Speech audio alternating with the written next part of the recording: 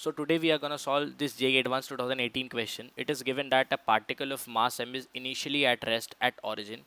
So we are given that a particle of mass m is at 0, 0 and its dk by dt, which is basically the kinetic energy with respect to time, is given as gamma times of t, where gamma is an positive constant of appropriate dimensions. So it has asked which of the following statements are true. As we know that the kinetic energy is half mv square, so we need to differentiate it. So as soon as we differentiate it, we get it d by dt of half mv square. So we get half mv and times of 2 and then dv by dt. So this 2 and this 2 gets cancelled. It is equals to gamma t. It is as given after differentiation. So now we get mv dv is equals to gamma t dt.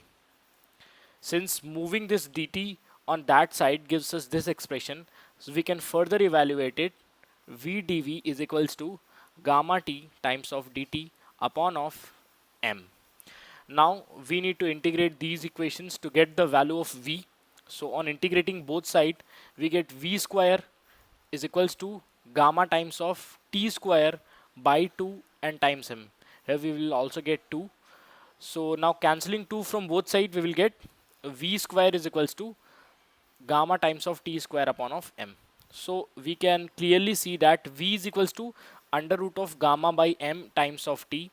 So here we can see that velocity is directly proportional to t. So since velocity is directly proportional to t, we can also say that acceleration must be constant because acceleration is dv by dt. So on differentiating this, we get under root of gamma by m. So a is constant. A is constant, and also we can see that F is constant because A is constant. Force is also constant and acceleration is constant. Velocity is directly proportional to t, or we can say that speed. Speed is basically velocity without direction. It is a scalar quantity, so speed is also directly proportional to t. And now talking about the position, so for position we need to integrate velocity with respect to time. So here we integrate velocity with respect to time, we get under root of gamma by m times of t dt. On integrating, we get under root of gamma times of m t square by 2. So here we can clearly see that position of the body is directly proportional to t square, which is not a linear, it is basically quadratic function. So on checking all these problems, we can clearly see that the force applied on the particle is constant. Yes, we have proved it. And the speed of the particle is proportional to time. Speed of the particle is proportional to time. Yes, we have also proved this. Here you can see the speed is directly proportional to c. So we can clearly say that speed is also directly proportional to time.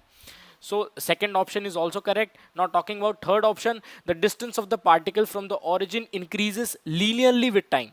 So here we can clearly see that the distance of the particle is directly proportional to t square. So it does not increase linearly. Instead, it is quadratically increasing. So C option is wrong. And now coming to the D option, the force is conservative or not. Since the force is constant and it is independent of path. Conservative. F is conservative because the force is constant and we can clearly see that it is independent of path, independent of any kind of path that we can see here. So F is conservative because a conservative force is one which is independent of any kind of path.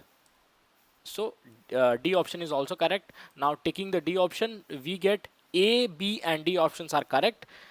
So here's your solution to this problem. I hope you have enjoyed it. Please like, share and subscribe.